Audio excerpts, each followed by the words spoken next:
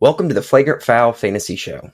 We focus on three major sports, the NFL, the NBA, and the MLB. And we try to give you the best content to win your fantasy leagues. Again, welcome and thank you for listening.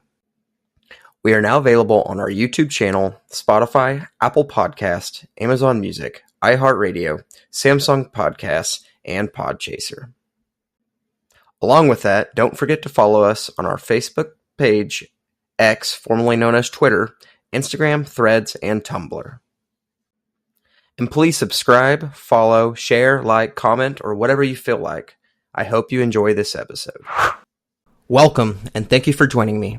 Week 1 of the preseason is now in the books. We saw some great play by multiple rookies, saw some injuries that we'll touch on, and we were able to get at least what I hope is some clarification of some depth charts as we move forward.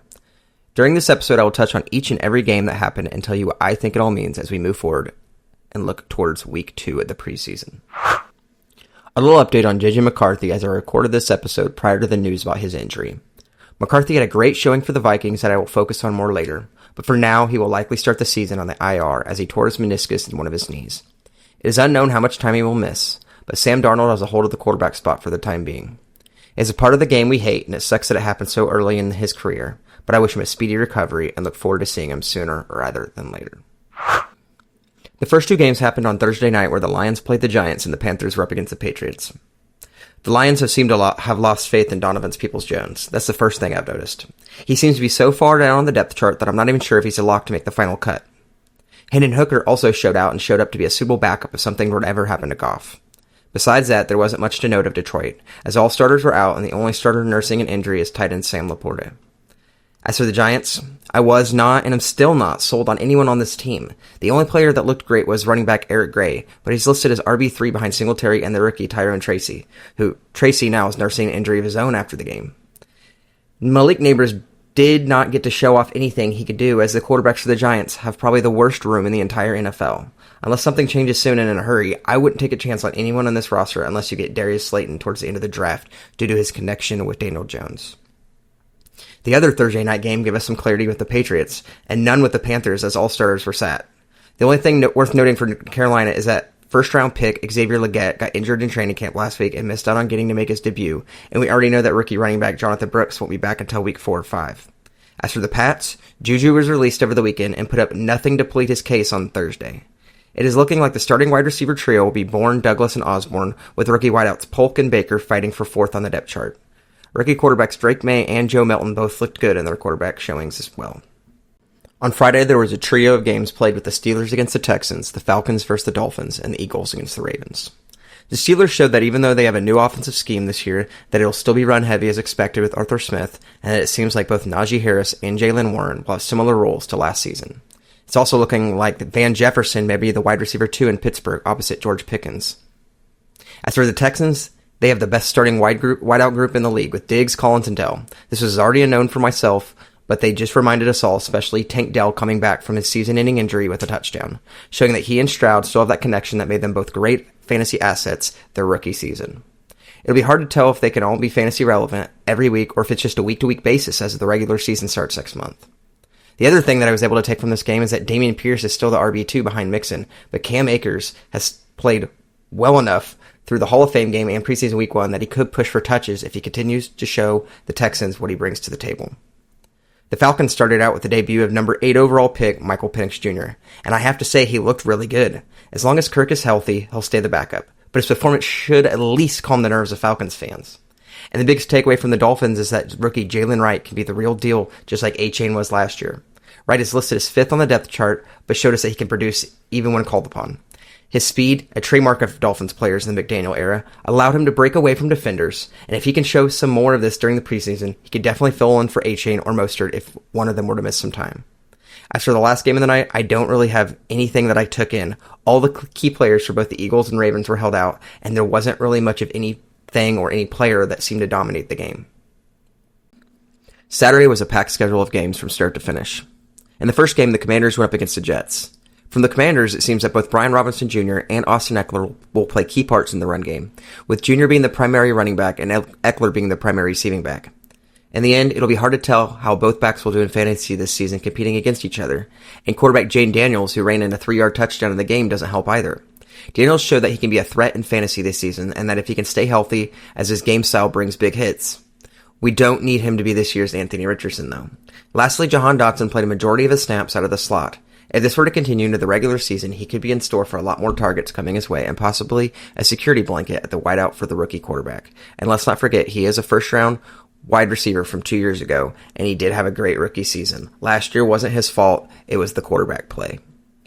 The main thing I took away from the Jets was that my belief in running back Braylon Allen just might be true. If you haven't listened to my episode about running backs this year, then I'll just tell you here. Allen is the most exciting RB to me this year, and that's counting Jonathan Brooks, who should be the Panthers starter early in midseason. Even though Allen is firmly behind Breece Hall, Allen showed that all offseason and camp hype so far isn't just hearsay. He's almost identical to A.J. Dillon in size, but he's fast and he's elusive. He showcased this as he broke free for 2 large gains of 16 and 24 early in the second quarter.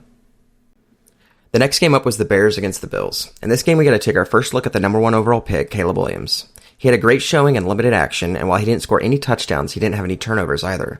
He looked composed and made plays with accuracy to his wideouts and was aware when his pocket was collapsing to toss the ball off to DeAndre Swift.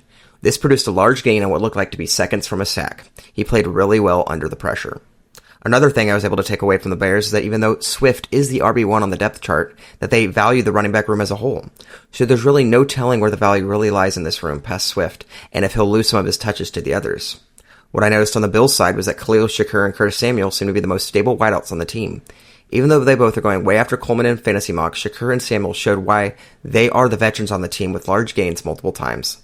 Coleman should be able to catch up to the others in due time, but he's not as fast as the other two, and he won't be playing as many snaps in the slot either. So if what I saw were to continue into the season, then those two would provide more stability in fantasy and would be cheaper. In the next game, the Vikings played against the Raiders. For the Vikings, J.J. McCarthy played a pretty flawless game besides the interception. He finished with 2 touchdowns and 188 passing yards. He showed great composure and pocket awareness, moving around the pocket with defenders near him to give his receivers ample time to get open. He also left the pocket when it collapsed and turned up a gear, picking up good chunks of yardage on the ground. As for the Raiders, Zamir White looked to be back into the role he took over for Jacobs late last season. And Alexander Mattison seems to be the primary backup and the receiving back moving forward. And if this game was any indication, it's also looking like Jacoby Myers may be moving back to the slot where he was during his Pats tenure, with Devontae Adams and Trey Tucker on the outside. Moving on, we had the Packers against the Browns. First thing that I thought was that Jordan Love looked great, and maybe as underrated as it gets at quarterback going into this fantasy season. He looked to pick up right where he left off last year. As for who will be the best fantasy wide receiver on this team, that's a shot in the dark, as all have their claims to be starters on this team. Dobbs has been the most consistent, then Reed. Watson probably has the most potential, but he can't stay healthy, and Wick showed us in this game is that all he needs is one play to make a difference. I don't know if one of them can stand out enough from another, but if it does end up happening, they could be a steal at their ADPs, especially Wicks if he can continue what he did. The rookie running back Marshawn Lloyd got injured in this one, suffering a hamstring injury, which should allow A.J. Dillon some time to get back into good graces with the team if he were to miss some time. As for the Browns, there wasn't really anything worth talking about. We'll see if that changes as we move on in the preseason. Next up, we had the Chiefs and the Jaguars. The first thing for the Chiefs is that they lost Hollywood Brown for some time.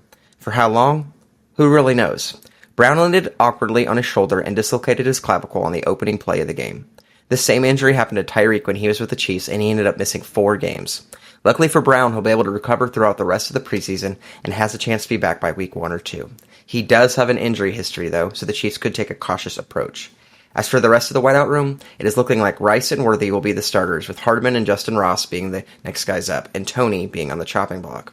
As for the Jags, it's looking like Etienne is starting right where he ended. He should be a lock as a top 10 running back this year. The other thing I saw was that rookie wideout Brian Thomas Jr. is a dude. He only needed 1 play to convince me. He has a very large frame and should not be able to move as quickly as he does. He reminded me a lot of DK Metcalf starting out. The Buccaneers played against the Bengals, and for the Bucs, it's looking like rookie running back Bucky Irving may be on his way to passing Tucker as the RB2 in Tampa. And as for the Bengals, it's looking like they do plan on using both Zach Moss and Chase Brown as a 1A to 1B backs this year, which could make it hard on a week-to-week basis come the regular season.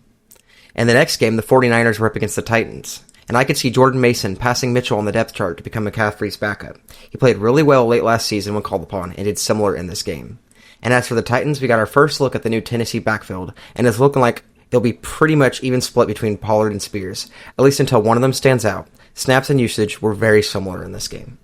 In the next game, the Chargers played against the Seahawks, and I learned that if Herbert is out, then no one else in the quarterback room can do a damn thing. And as a Chargers fan, this is as frustrating all on its own. And as a fantasy owner, it makes it hard for me to choose McConkey or Palmer on my team if Herbert's going to have another injury-plagued season. Also, I learned that Quentin Johnson is a complete failure. The guy just can't catch the ball when they are contested. And it's looking like DJ Chark as the new wide receiver 3 in this offense. And I can't really say I took anything from the Seahawks in this one. Charbonnet looked good, but he's just a handcuff if something happens to Kenneth Walker. After that was the Cardinals, who were up against the Saints. For the Cards, it looked clear that Trey Benson will be the backup if something happens to Connor, but DeMarcado and Carter both have their role in the offense as well. And sadly, we didn't get to have a good look at Marvin Harrison Jr. as he was barely out there, but maybe in week 3 of the preseason, we might get a chance. As for the Saints, the thing I noticed most was that Spencer Rattler looked really good, and definitely should be the backup to Carr come the regular season. Also, Cedric Wilson looks to be the new wide receiver 3, taking over Michael Thomas's place. Moving on to Sunday's games, we had the Broncos versus the Colts and the Cowboys versus the Rams. For the Broncos, Bo Nix looked like the best quarterback in their room, outperforming both Stidham and Wilson. And this wide receiver room in Denver is a little all over the place, so outside of Sutton, I'm not really sure what it'll look like by regular season, or if it'll even stay the same then, as Sean Payton is kind of a wild card. The Colts lost Josh Downs to a high ankle sprain prior to the game, and this allowed the second-round pick Adonai Mitchell to get reps with the starters. Not much else happened in this one. The last game was the Cowboys and the Rams, but I can't say that I took one thing away from either team that was really fantasy relevant. Maybe that'll change moving forward. These were my takeaways from the games, and I hope you are all able to take something away from this. Thank you for listening, and I hope to see you next time. If you ever have any fantasy questions or need some advice, don't hesitate to reach out, and I'll try to answer your questions in the mailbag section of my episodes.